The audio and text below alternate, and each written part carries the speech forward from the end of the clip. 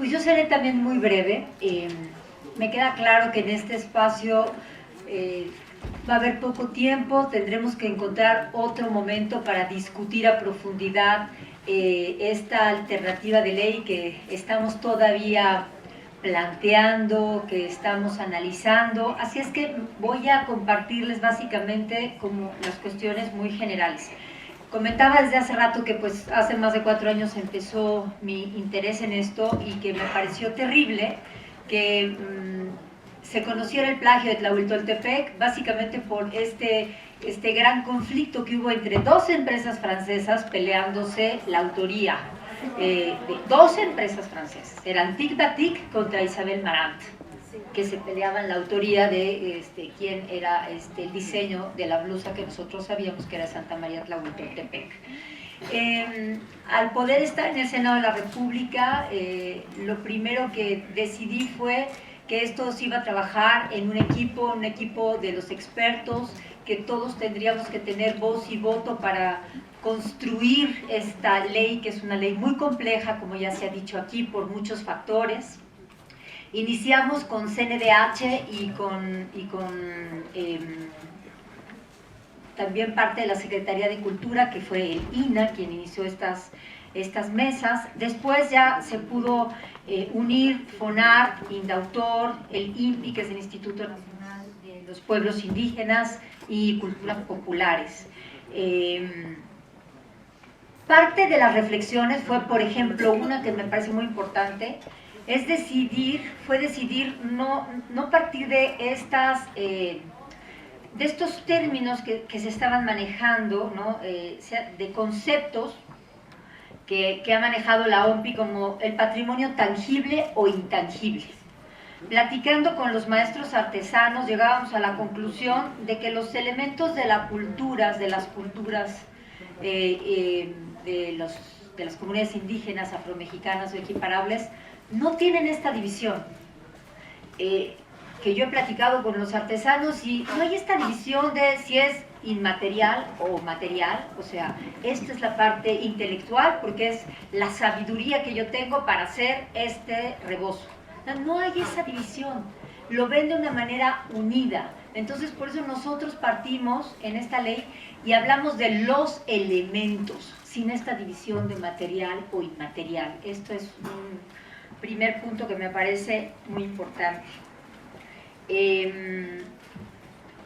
Como comentaba, pues llevamos más de 7 meses en estas mesas que han servido de mucho y lleguemos a donde lleguemos, han sido grandes reflexiones que ahí quedarán sentadas, porque seguramente lo que concluya de estas mesas de trabajo seguirá siendo perfectible, pero tenemos que hacer algo y arriesgarnos a tener errores para irlos corrigiendo en el camino. Lo que queremos es básicamente pues, resolver el problema del plagio. Queremos tener el uso, ¿no? Este concepto del uso consentido de los elementos de las culturas y que las comunidades sean exactamente las que decidan qué es lo que van a permitir y qué no. El trabajo que estamos haciendo ahorita, pues evidentemente es para terminar en una dictaminación de 2 iniciativas de ley, como explicó el senador Monreal, que tuvimos en el Senado. Decidimos unirlas, aunque cada una tenga un espíritu diferente en la construcción, pero de eso se trata, de escuchar posturas diferentes, de ver qué podemos sacar de cada una de las propuestas, de ver qué podemos sacar de todas estas mesas de trabajo que se han hecho, por supuesto de este foro, que es absolutamente, es un elementos esenciales lo que estamos escuchando para esta dictaminación. Así es que pues quiero compartir con ustedes algo más de esta ley de salvaguardia y retomamos. Los criterios generales serán resolver el problema del plagio o falta de consentimiento. 2, enfocar el tema desde una perspectiva diferente al derecho de autor y de la propiedad industrial. 3, establecer condiciones de justicia a los pueblos y comunidades. Por ejemplo, lo que ocurre ahora en México, en el caso de la Ley Federal de Derechos de Autor y en la Ley de la Propiedad Industrial, es que en ambas tenemos muchos problemas porque las comunidades no son sujetas de derecho y bueno, me voy específicamente a la Ley de Derechos de Autor. Por ejemplo, no nada más no protege, sino que permite, en el 159 dice, se permite la libre utilización de las obras literarias, artísticas y de arte popular o artesanal, protegidas por este presente capítulo siempre y cuando, etcétera, etcétera, etcétera. El asunto es que, como ustedes vieron en la pequeña muestra que pusimos allá afuera, no exhibimos ninguno de los plagios o falta de ética de empresas mexicanas, porque hasta el día de hoy la ley de alguna manera lo está permitiendo.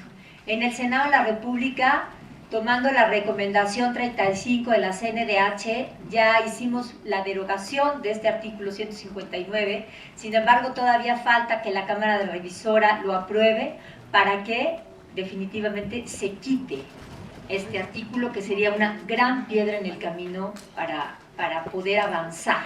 O sea, es increíble que no nada más no haya protección, sino hay un permiso en México para que esto ocurra. Si el día de hoy quisiera una comunidad iniciar una demanda en base a estas dos opciones que hay de Indautor o del INPI, Instituto Mexicano de la Propiedad Industrial, debería de acreditar la condición de autor o de inventor con un registro o un título. Debería de comprobar la condición de titularidad del derecho. Debería también de documentar mediante un registro la autoría a través de documentación, ¿no?, que le dé la fe de hechos. Sin embargo, nosotros en el proyecto de salvaguardia lo que estamos proponiendo es, uno, reconocer a los pueblos y comunidades como titulares de los derechos que genera los titulares de los derechos que genere el uso y el aprovechamiento de los elementos de su cultura e identidad. O sea, no tienen que hacer ningún trámite. Ninguna comunidad tendría que ir a ningún lado a registrar nada. De facto, se les acredita la titularidad, se les reconoce la titularidad. No tienen que ir a probarla en ningún lado. Esto es lo que nosotros estamos empezando a proponer en esta ley de salvaguardia. Reconocer la titularidad de los elementos de la cultura e identidad como un derecho colectivo. Esto es muy importante. O sea, que pertenece a todos por igual de esa comunidad. Todos los de San Antonino Castillo Velasco son dueños y herederos de las técnicas, aunque no sean quienes las estén ejecutando, ¿no?, en ese momento. Dios mío, me quedan 2 minutos y yo fui la que dije que tenía que ser rápida. Ni modo. Y me iré un poquito más rápido. Este proyecto establecerá los siguientes derechos a favor de los pueblos y comunidades indígenas, ¿no?, afromexicanas y equiparables, que es el derecho colectivo a la titularidad, como lo comentaba, y decidir de manera colectiva a quién se autoriza su producción y comercialización fuera de la comunidad. También la titularidad será un derecho a perpetuidad, inalienable e imprescriptible. Y esto es muy importante porque ahorita en la ley de Indautor o del INPI, ambas tienen una caducidad. Por ejemplo, una canción, yo hago una canción. Cuando yo muera, mis herederos, tengo mi hijo, ¿verdad?, mi heredero, tendría hasta 50 años de tener ese derecho y después se vuelve de dominio público. Y en el INPI también tiene una caducidad. Lo que estamos proponiendo en la ley de salvaguardia es que esto jamás vaya a caducar y que solo las comunidades van a continuar pues teniendo este derecho de manera imprescriptible y a perpetuidad. Y que cada pueblo y comunidad gozará, ¿no?, en todo momento de la legitimidad procesal activa para la protección de su legado y nadie les puede quitar este derecho. Seguimos, el sistema, tenemos una parte muy visual para que en este momento no voy a entrar en este detalle. Definitivamente la intención será hacer como un pequeño folleto, algo muy sencillo donde podamos compartir como estas directrices por las que estamos tejiendo esta ley de salvaguardia. Si ahorita existiera un plagio, ¿no? Cada pueblo o comunidad debe decidir si inicia o decidiría, ¿no? Ya cuando esté esta ley de salvaguardia, decidirá si inicia su procedimiento con este sistema de salvaguardia o por dónde decide irse cada una de estas comunidades, ¿no? Sus representantes tendrán la legitimidad procesal para activar la vía judicial o administrativa, y esto es algo muy importante: ningún miembro de la comunidad podrá a título individual negociar permiso o uso de aprovechamiento, ninguno. Tiene que ser un consenso de la comunidad, pero también cada artesano, miembro de la comunidad, podrá continuar su actividad y comercialización de su producto, de su artesanía, de su arte, sin autorización de nadie. Entonces, en lo que cada artesano produzca, haga y decida, seguirá siendo dueño de su quehacer, de lo que sale de sus manos, de sus ojos, de su espíritu. Sin embargo, una autorización siempre tendría que ser con un consenso colectivo. Me voy a saltar rápidamente a un asunto de ética. Aquí, Luis Enrique, si podemos pasar rápidamente lo que hemos visto allá afuera, pusimos pues no es una exposición, sino quisimos evidenciar todo lo que hemos ido encontrando. Si ustedes saben de más, nos encantará ir haciendo como este registro de todo lo que está ocurriendo, porque como ven, no nada más en las blusas, sino van aplicando en diferentes objetos como en sábanas, etcétera, etcétera. Han sido a muchas comunidades. Aquí está lo que la CNDH ha llevado a cabo, ¿no? En su recomendación, esta lucha que la CNDH ha estado haciendo. Y en lo que pasan estas fotografías, yo también quiero hablar que, como se decía hace un rato, una ley nunca va a cubrir todas las aristas de un problema, jamás. Así es que mañana Marta Turok nos platicará un poco sobre una propuesta también ética, ¿no? ¿Cómo se tendría que organizar la comunidad? ¿Cómo primero ustedes tendrán que organizarse y decidir quiénes los van a representar? ¿Cómo ustedes van a también que decidir cómo van a arropar a comunidades vecinas que en muchos de los casos las mismas comunidades originarias han decidido que los otros tejan o borden, y ya de pronto la comunidad originaria de esa blusa o de ese tapete ya solamente comercializa y los otros maquilan? Entonces ahora, ¿cómo vamos a integrar a los demás? Y en las empresas, pues ¿cómo sería esta parte ética? Por ejemplo, hay una última reflexión.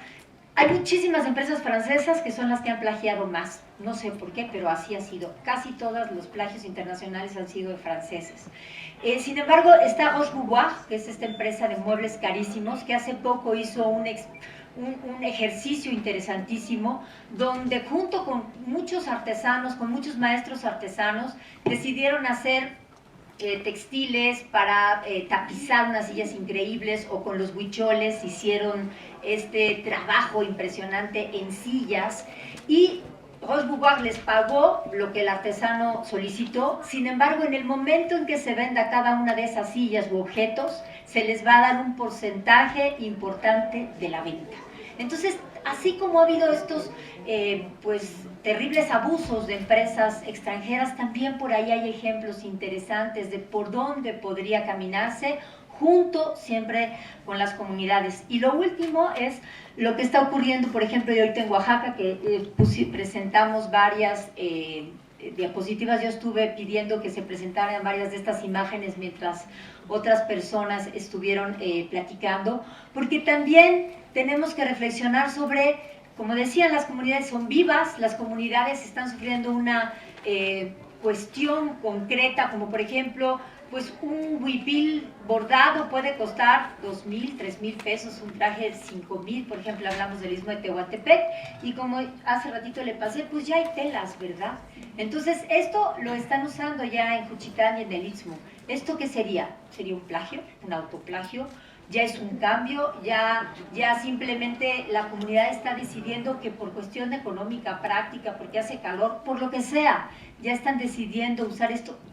Hay muchos cuestionamientos que están encima de la mesa, ¿no? Pero no lo podemos negar, eso está ocurriendo y por decir algo, ahí yo voy a Juchitán y yo no puedo juzgar sobre lo que ellos decidan porque es una comunidad viva y ellos deciden qué se ponen y qué no se ponen. Pero también en Juchitán encuentro el último cuadro de abajo, que ya son textiles chinantecos. Entonces, ¿qué hacemos ahí? Los zapotecos ya están ahora haciendo telas de textiles chinantecos. En fin, lo dejo como reflexiones. Ya me comprometeré de entregar próximamente un folleto sencillo y práctico sobre los avances de esta ley de salvaguardia.